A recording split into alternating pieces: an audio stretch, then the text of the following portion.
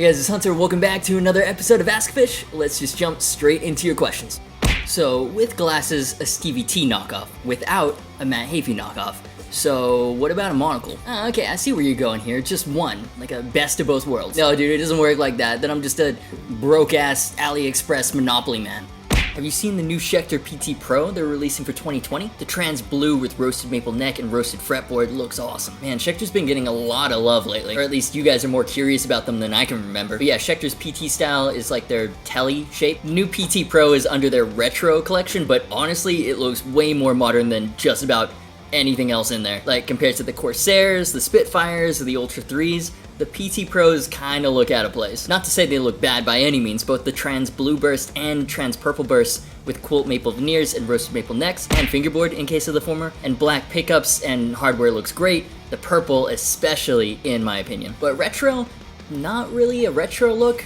Like, at all, and the specs aren't very retro either. First of all, roasted maple, love it. Roasted maple is just everywhere now. 22 extra jumbo frets, 14-inch radius, stainless steel bridge saddles, glow-in-the-dark side dots. The Schecter Z pickups seem to be fairly high output, so I guess it's just the body shape that's kind of retro. Oh, I see now. The Z pickups are a throwback to Schecter's origins. Plot twist. Was not expecting that. But speaking of the body, it's got double binding. I actually really like that look. I don't know why more tellies don't take advantage of that. The matching transparent burst stain on the backs looks really good too. Yeah, these are really interesting because while they do look like they're built for the modern player, something that Schecter's generally associated with, and that's reflected in the specs, they don't really look like Schecter's. Does that make sense? They look like something that LTD would do. Not that that's a bad thing. LTD is one of my favorite modern brands. It's just something that I don't really expect from Schecter. And I wonder if that's the same thing for the feel. Like, I've never fallen in love with the Schecter as I have with an LTD. It's down to the feel, and that's kind of why I don't demo many at all. Also, obviously, the general lack of Les Paul style single cuts. But anyways, I wonder if this feels more like an LTD too. And Schecter's actually doing a lot with the PT series this year. There's the PT Fastbacks, also in the retro collection, and to be honest, they look much more the part. Same alder body with a bolt-on maple neck, very telly-like. Comes in 3 colors, Olympic white and gloss black with maple fingerboards. Love those with the black block inlays and black binding. And then a gold top, of all things, with an ebony fingerboard. Schecter Diamond Ultratron pickups in all of them. Like, those seem like proper retro PTs. The pickups, the finishes, they remind me of Gretsch guitars, which I've always considered kind of old school, but these are in telly form. Very cool. Kind of weird though, it still has extra jumbo frets and a 14-inch fingerboard radius, so it's kind of a weird retro modern combo. Not sure how I feel about that, but I guess the argument is you can't get this vibe of guitar with modern playability features from anyone else. Still seems fairly weird to me though. Then there's a Seafoam Green PT as well. Pastel colors on tellies. Classic. Love how they've Schecterified it with a Floyd and Sustainiac. You're not getting anything like that from Fender, although I would love that. But it's okay. Schecter's come and just made it their own. There's a new PT addition to the Apocalypse series. It's called the PT Apocalypse. I know, right? Shocking. This one's in Red Rain. I've never seen one in person, so I keep forgetting about them, but the Apocalypse series is like actually really cool. Swamp Ash body, 5-piece maple Paduke neck with carbon fiber rod reinforcement. I love how the back is all gray and ashy, then the front is red in, is that metallic? Is that natural world figuring? I don't know, but I like it. Roman numeral inlays, hipshot hardtail bridge, 24 extra jumbo stainless steel frets, compound fingerboard radius, glow-in-the-dark side dots, Schecter USA Apocalypse pickups, which I assume sound massive with dual ceramic 8 magnets. And then in the same super modern vein, Schecter's got the PT SLS, majority of the specs exactly the same as the Apocalypse, stainless steel frets, swamp ash body, etc. But it's got a 7-piece maple walnut Paduke neck and its neck through. And Fishman Fluence modern pickups. 3 colors, black fade burst and teak fade burst, both with flame maple veneers, and then a complete blacked out evil twin with the Roman numeral inlays. I know a lot of people think they're cheesy. I really like them. It's like the classiness of an old grandfather clock on a metal guitar. Now, I'll be honest, again, these remind me of something that ESP would do. Like, especially the black fade burst. If I only saw the body and not the headstock, I would immediately assume LTD. Maybe that's just me.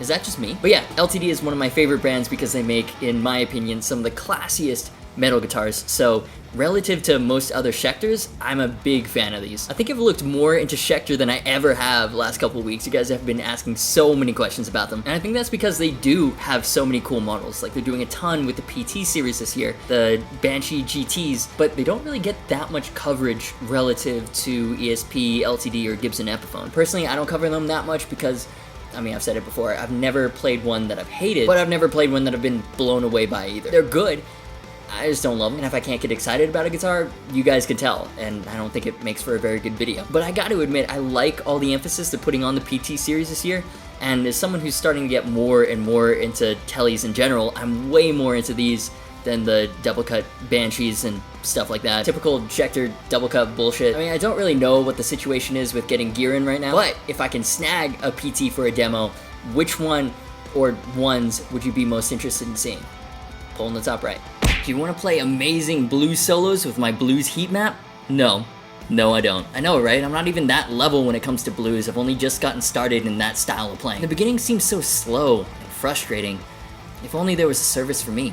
What about the SG Custom next? I mean, definitely not next, but I do plan on covering a lot more of the new Epi lineup. There's like 20-something new models. There's a 0% chance I'm gonna cover every single one of them, but I've put together a list of the top priorities according to your comments and feedback, and the SG Custom is definitely on there. I mean, what a gloriously classy guitar. It's basically a Les Paul Custom in SG form. I mean, that's like the best kind of SG, and I would love to get this content out as soon as possible, but if I'm honest, don't expect it too soon. The challenges are, well, one, figuring out how I'm even gonna get guitars in for review right now. I've got a bunch of boxes in my kitchen right now that were sent to me pre-shelter in place, and I'll do a big unboxing video of those. But my local Sam Ash is closed for the foreseeable future, and shipping is a bit slow right now, as you'd expect. Shipping companies have to take the right precautions, make sure their employees are safe, and then when I do get them, how to finance the videos. You may have noticed that I'm actually uploading more than once in every whenever I feel like it. And that's not only because I'm social distancing and I've got nothing better to do really, but I've also brought on 2 amazing video editors to help out. And I mean, I love engaging with you guys on a more regular basis and bringing you this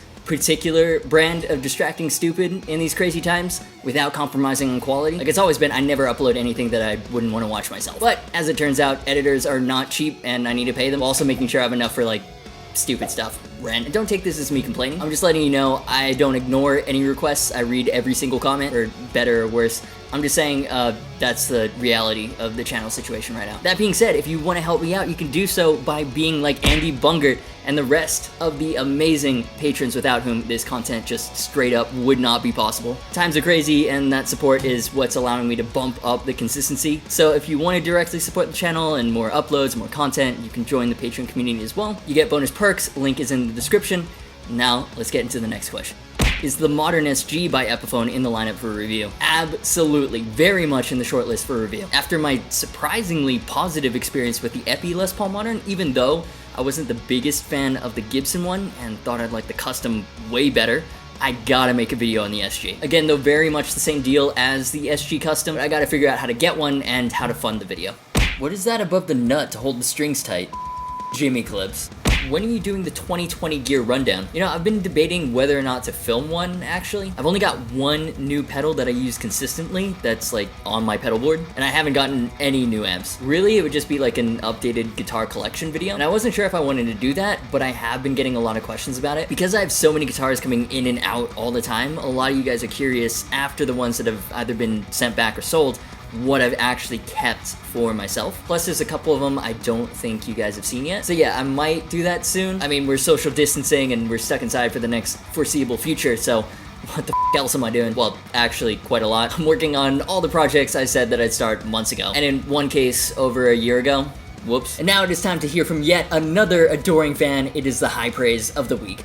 Agufish, you do not play capitalized metal, you actually play the same shit over and over, ... Now here's my question, do you have a real job? Seriously, or are you one of many who thinks you're going to be a world capitalized star? I'll bet you're nothing more than a useless little shit, a very capitalized lazy one at that. Here's an example of how a nothing you and all YouTubers are. I went into